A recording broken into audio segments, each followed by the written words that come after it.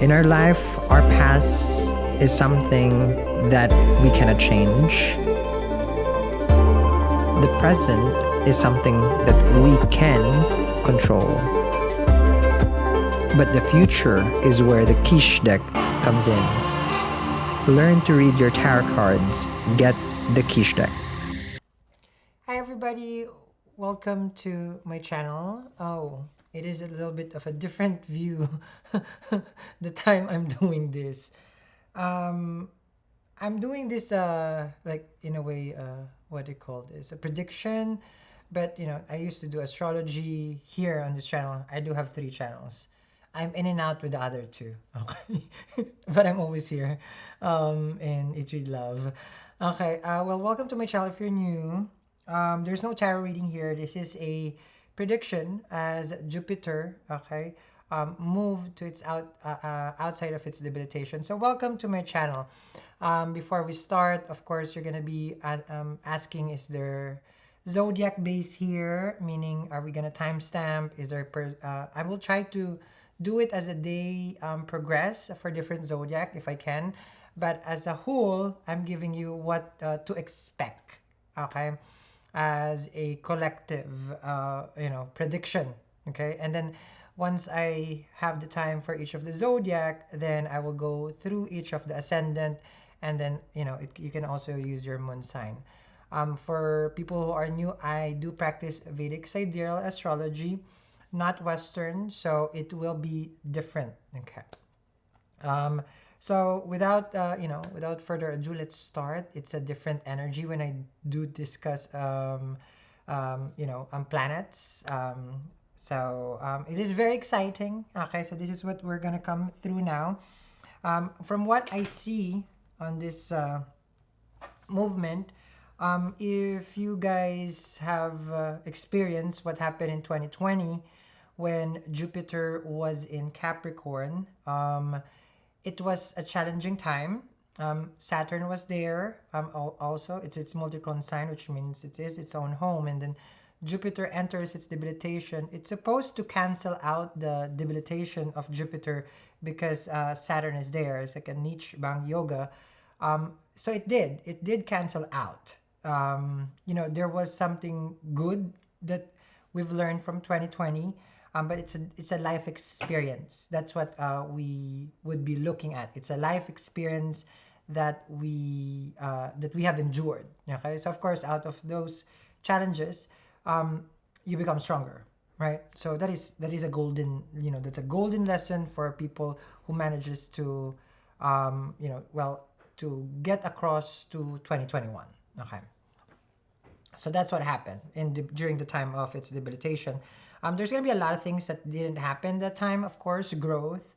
I'm showing this as a perspective why this Aquarius, Jupiter in Aquarius is special. It's because from the time that Jupiter was with Saturn, Saturn is a malefic planet, meaning it's a hard planet. It doesn't mean that it's a bad planet. And Jupiter is the most benefic. So these are two opposites, okay? Saturn is the most malefic, and then you have, not considering Rahu and Ketu, okay? You have Saturn, the most malefic, and you get Jupiter, the most benefic, polar opposite. Benefic meaning it gives, it's a soft planet, okay? It gives us happiness, joy, health, all these things. Well, the opposite end is Saturn, which is fear, death, sickness, growing old, working hard, while Jupiter is fun and growth and laughter. So those two things have, have hit each other in that house in Capricorn, which of course you will see it has affected the society, which is the 10th house, which is businesses. The government is the 10th house. How we do our career is also the 10th house. So those two clash together, okay? So those was challenged that time. Now, as Jupiter has moved out of its debilitation, let me just look at my notes. It was from, okay, I put it here, April 5, when it moved already from 0 to 0 degrees in Aquarius in the Nishta, so we go by the nakshatra. As it moved out, you will see that out of the control of Saturn, now, of course, this is the nakshatra is the Nishta, okay, so if we go to the lunar mansions, the Nisha is a nakshatra ruled by Mars. So Just think of it this way. In each zodiac, there is 3 nakshatras. It's divided into 3 to the degrees. And then the first crossing over from Capricorn to Aquarius to 0, I forgot how many degrees go into Aquarius, is, because it crosses over from Capricorn to Aquarius, is the Nishta. So some parts of it is in Capricorn, some parts is going to be in Aquarius. Right now, it's already at 0 degrees. And the Nishta is actually is a nakshatra of wealth. Okay, ooh, I like that because we got some bell basically. Okay, it's just okay, it's just a delivery. So I like that because it's a wealth giving, and then I read omens, so wealth is coming upon us. So as a nakshatra wise, the Nishta is a famous. It's known for its fame. It's known for material wealth. It is also known for beauty. It is ruled by Mars, so there's a you have Aquarius ruled by Saturn, the Nishta, now this constellation, and then you have Mars ruling that. Okay. So as far as like Mars ruling this nakshatra, let's go first for the Nishta. So it's the wind instrument, the drum, the beats of the drum, the flute. If you're familiar with nakshatra, then you probably heard all of those already. So right now, you can see if it's the drum, it's the beat, it's the flute, it's those hollow instruments. You will see that how people right now are slowly finding their beat again, right? Because that's the beat, that's the drum, finding the beat, the rhythm of life starts to come back again. You will see that more and more places of gathering is opening up because it's Aquarius, which is of course it's the network. Okay, it's the 11th house, so people now can come back to network, to talk to other people, considering that we're getting out of what has happened in 2020. So it's very exciting because things now are settling, which is amazing, right? And it is a wealth giving nakshatra until the May I mentioned, right, until May 20. Okay, so think of it that as it because it's gonna enter Aquarius first, and then it's still gonna go retrograde, and then it's gonna go back to Capricorn before it goes fully by the end of probably, I think, this year. Yeah, end of this year. That it moves to Aquarius for the next 12 months that it's gonna be. So right now we're getting a I call it just the tip with Saturn, where Saturn, just the tip with Jupiter. When it enters, it's always just like wow. Okay. So I would see here that business are gonna be thriving. People are gonna start to network. People are starting to talk. Just like how it was before. Jupiter out of his limitation restores the hope, the balance basically in our life, because we go now back on our natural beats. So if you're a person who's longing and wishing and like you're trying to understand when is all these things gonna manifest, it's about time. It is coming to an end, as far as us getting back to what we call the beat of our life. Okay, normalcy is that's different. Okay, things that's changed, and things will be always changed now. We cannot go reverse, right? So but finally getting back to, let's just say, going back to work, that can be also something that we go back into now, going back into your health, all these things, your lifestyle starts to go rolling again. Okay, so hope is back, which is good. Now the Nishta also, okay, as far as the nakshatra, this is ruled by Mars, so very passion. Mars is passion. This is the driving force of our life. Mars, it gets things done. It does it on its own, though. It's not a planet of let's team up together. Think of it like it's a general, and it just wants to take action. Now Capricorn is it's how to say this. Capricorn is where Mars is exalted, but of course it's moving already to Aquarius. The way that I look at this, okay, because with the nakshatra of how to say this, of the Nishta, as Mars rules it, there has to be a certain discipline, okay, that we have to follow. Because if we do get out of this like on just a whim, and then without even organizing ourselves, then basically it's a recipe for this. It's a recipe for disaster, because Jupiter is still gonna go back to Capricorn. So we get a taste of a little bit of something good, but it will go back. And then once it goes in retrograde, in I believe in Aquarius, I haven't moved the time, okay? Then it will look into the zodiac before, so that's what Jupiter would see at, meaning in Capricorn. Then chances of us going in reverse instead of progressing as a collective, then it's gonna be more traumatic. Okay, so it is a good time. It is a wonderful time for now for people to feel alive again.